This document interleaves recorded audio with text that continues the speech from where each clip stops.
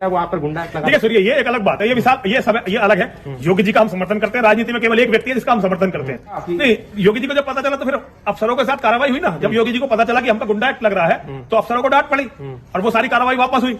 और अगर हिंदुओं को जीवित नहीं रहना तो आने दो मुल्लों को, आने दो मुला। नमस्कार, आदाब दोस्तों तीन बड़ी खबरें सामने आ रही। सबसे पहली और बड़ी खबर जो मैंने आपको पहले एक वीडियो क्लिप दिखाया है, यह है यति नरसिम्हानंद सरस्वती, जिन्होंने हरिद्वार के अंदर धर्म संसद चला करके हमारे देश का माहौल खराब करने की कोशिश की। लेकिन जिस तरह से ये लोग लगातार एक समुदाय को टारगेट कर रहे हैं, देश के संविधान की धज्जियां उड़ा रहे हैं, ये किसके इशारे पर कर रहे हैं, इनको जो है किसकी ताकत इनके पीछे है, जिसकी वजह से ये सब कुछ कर रहे हैं, इसको लेकर के यति नरसिम्हानंद सरस्वती और उनकी पूरी मंडली ने एक बड़ा खुलासा किया है। बीजेपी को इन्होंने फंसा दिया है दोस्तों। किस तरह से ये पूरी वीडियो क्लिप जब हम आपको दिखाएंगे तब आपको समझ में आएगा। साथ ही साथ दूसरी बड़ी खबर, अब यति नरसिम्हानंद सरस्वती और उनकी मंडली के खिलाफ बाबा रामदेव ने मोर्चा खोल दिया है दोस्तों। बाबा रामदेव ने इनको पाखंडी बताते हुए एक बड़ा बयान दिया, जिसको लेकर के अब हिंदू महासभा और इनकी तमाम मंडली के अंदर हड़कंप मच गया है। आगे हम आपको बाबा रामदेव के भी बयान को सुनाएंगे। साथ ही साथ एक और बड़ी खबर आ रही है दोस्तों कर्नाटक से सामने।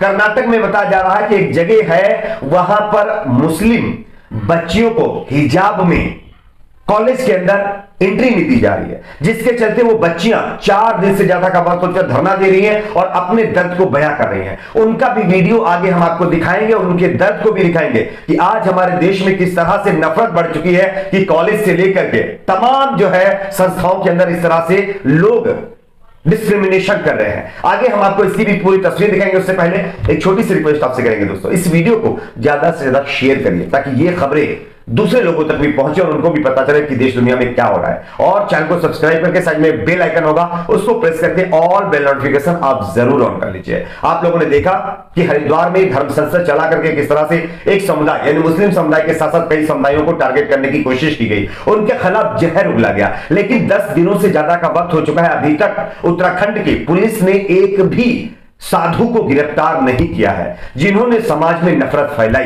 खैर, खबर यह है कि अब यति नरसिम्हानंद सरस्वती और उनकी 3 और मंडली के ऊपर एक और एफआईआर दर्ज हो गई है। अब देखना यह है कि पुलिस कब तक इनको गिरफ्तार करेगी। लेकिन यति नरसिम्हानंद सरस्वती और उनकी पूरी मंडली ने एक बड़ा खुलासा कर दिया है। जो आज वो ये सब बोल रहे हैं, जिस तरह से समाज में जहर उगल रहे हैं, उसके पीछे कौन सी ताकत है, इसका खुलासा खुद यति नरसिम्हानंद सरस्वती ने किया है। आप पहले इस पाखंडी का वीडियो देखिए, उसके बाद आगे इसकी चर्चा करेंगे। ये देश चलेगा। आखिरी सवाल, आपने हिंदुत्व की बात बहुत मुखरता से करते हैं, लेकिन योगी आदित्यनाथ जो उत्तर प्रदेश के अभी वर्तमान मुख्यमंत्री हैं, वो भी हिंदुत्व के लीडर रहे हैं। हिंदू युवा वाहिनी से उनका उदय हुआ। आप भी हिंदुत्व की बात कर रहे हैं, वो भी उसी विचारधारा के हैं। बावजूद इसके उनकी नेतृत्व की सरकार की जो पुलिस है वो आप पर गुंडा एक्ट लगा। देखिए सुनिए, ये एक अलग बात है, ये विशाल, ये अलग है। योगी जी का हम समर्थन करते हैं। राजनीति में केवल एक व्यक्ति है जिसका हम समर्थन करते हैं। लेकिन हमारी लड़ाइयां बहुत बड़ी है। अब केवल एक योगी जी नहीं है सब चलाने वाले। कारण तो होगा नहीं, योगी जी को जब पता चला तो फिर अफसरों के साथ कार्रवाई हुई ना। जब योगी जी को पता चला कि हमका गुंडा एक्ट लग रहा है तो अफसरों को डांट पड़ी और वो सारी कार्रवाई वापस हुई। तो लेकिन ये मैं इसको बढ़ाना नहीं चाहता। हम योगी जी के समर्थक हैं।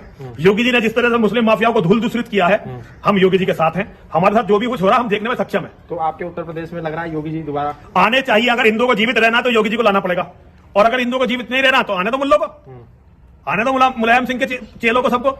तो भैया वो तो फिर मौत है हिंदुओं की। विकल्प नहीं है योगी, विकल्प नहीं है ना। उत्तर प्रदेश में केवल योगी का सामने। तो केंद्र की बात केंद्र वाले देखेंगे।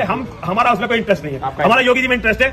योगी जी के साथ है और योगी जी मुख्यमंत्री बनेंगे। और हम तो कोशिश करेंगे कि 24 में प्रधानमंत्री भी योगी जी बने। आप चाहते हैं? हम चाहते हैं, प्रयास करेंगे भाई। इसके नहीं होनी चाहिए। अब प्रधानमंत्री भी जितने जल्दी बन जाए उतना अच्छा है। तो ऐसा तो नहीं होगा योगी जी जब प्रधानमंत्री बन जाएंगे उनकी कैबिनेट? तो जैसा कि दोस्तों आप लोगों ने इस वीडियो को देखा, ये वीडियो यति नरसिम्हानंद सरस्वती और उनके चेले चापड़ों का है। इन्होंने साफ तौर पर किन बातों का जिक्र किया? उन्होंने साफ कहा कि योगी आदित्यनाथ को उन्होंने जो है हिंदुओं का संरक्षक बताया है, रक्षक बताया है। और उन्होंने आगे बताया है कि योगी जी का उनको समर्थन प्राप्त है।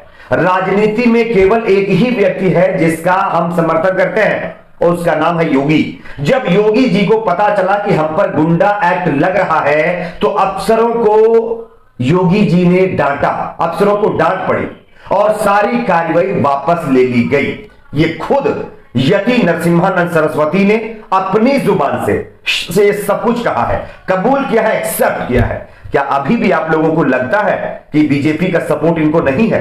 और अगर नहीं है तो यति नरसिम्हानंद सरस्वती ने यह बयान दिया है, इसको आकर के बीजेपी क्रिटिसाइज करे और यह बताए कि ऐसा कुछ भी नहीं है। और अगर बीजेपी के एक भी नेता का अभी बयान नहीं आता है तो यह लगभग तय हो जाएगा कि बीजेपी का सपोर्ट इनको है और योगी आदित्यनाथ जी का सपोर्ट भी इनको है, क्योंकि यति ने साफ कहा है, नरसिम्हानंद ने साफ कहा है कि उसके ऊपर गुंडा एक्ट लग रहा था, तब योगी जी ने अफसरों को डांट लगाई, तब उनके ऊपर से कार्रवाई वापस ली गई है। तो आप समझ सकते हैं ये सब जो है किसके सारे पर हो रहा है। बात करते हैं अगली बड़ी खबर की। अगली बड़ी खबर दोस्तों आ रही है हरिद्वार से ही। यहां पर बाबा रामदेव ने इन बाबाओं के खिलाफ मोर्चा खोल दिया है जिन्होंने हरिद्वार के अंदर अपनी धर्म संसद चला करके समाज में नफरत फैलाई, जहर उगला। बाबा रामदेव बताया जा रहा है कि कलियर दरगाह चले गए थे, कलियर शरीफ में एक दरगाह है, वहां पर चले गए थे। उसके बाद का यति नरसिम्हानंद सरस्वती और इनकी पूरी फौज, इनकी पूरी मंडली बाबा रामदेव के पीछे पड़ गई और बाबा रामदेव को अनाप शनाप बोलने लगे। उनको हिंदू पक्के हिंदू नहीं है, उनका जो है हिंदुओं का भरोसा उनके ऊपर से उड़ गया, न जाने और क्या क्या इन्होंने कहा।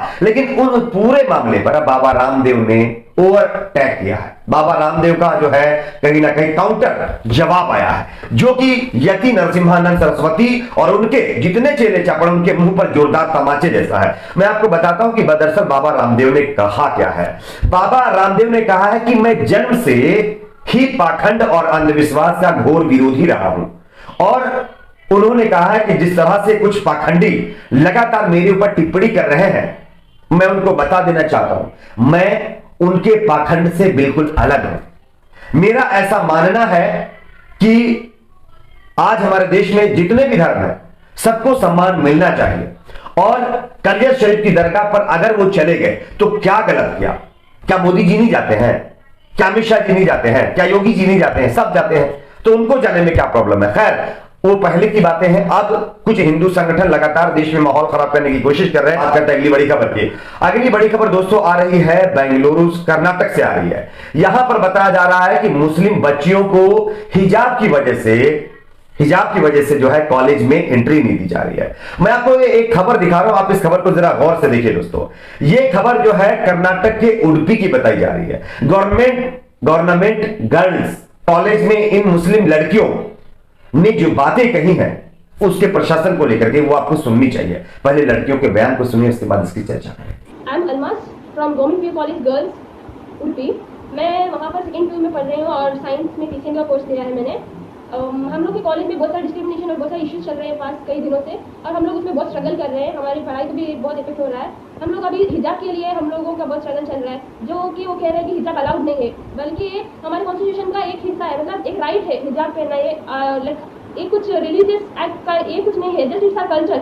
हम लोग पास 4 दिन से हम लोग हिजाब जब से पहने हैं तब से हम लोग को कॉलेज के अंदर अलाउड नहीं है। मतलब प्रिंसिपल ने तक मना किया है कि कॉलेज में मत लो, इनको जो भी हिजाब पहनते हैं कॉलेज के अंदर मत लो। तो हम लोग 4 दिन से कॉलेज के बाहर बैठे हुए हैं और जस्ट इंतजार कर रहे हैं कि कब वो हमें अंदर ले। हमारे पेरेंट्स हर दिन आते हैं और बात करते हैं, लेकिन वो मना कर देते हैं। ऐसे कैसे? तो जैसा कि दोस्तों आप लोगों ने ये बयान सुना, लड़कियों ने साफ तौर पर कहा है कि उनको हिजाब की वजह से अंडर क्लास में प्रवेश नहीं दिया जा रहा है, उनके साथ डिस्क्रिमिनेशन किया जा रहा है, जबकि उनका मौलिक अधिकार है, उनका राइट है कि वो अपनी पसंद के कपड़े पहन सकते हैं। ये हमारे देश के संविधान ने हमारे देश के जो है यानी कि एक तरह से जो राइट हमको दिए हैं उसका हम इस्तेमाल कर रहे हैं। जबकि जो है गवर्नमेंट गर्ल्स कॉलेज का प्रशासन है वो इन बच्चियों को अंदर प्रवेश नहीं दे रहा है। आप बताइए, भारतीय लोकतंत्र की खूबसूरती यही है कि सबको एक जैसा सम्मान मिले, सबको अपनी बात को रखने का राइट है। आपके अपने इस पर नीचे कमेंट बॉक्स में जरूर बताइए। वीडियो को लाइक शेयर, चैनल को सब्सक्राइब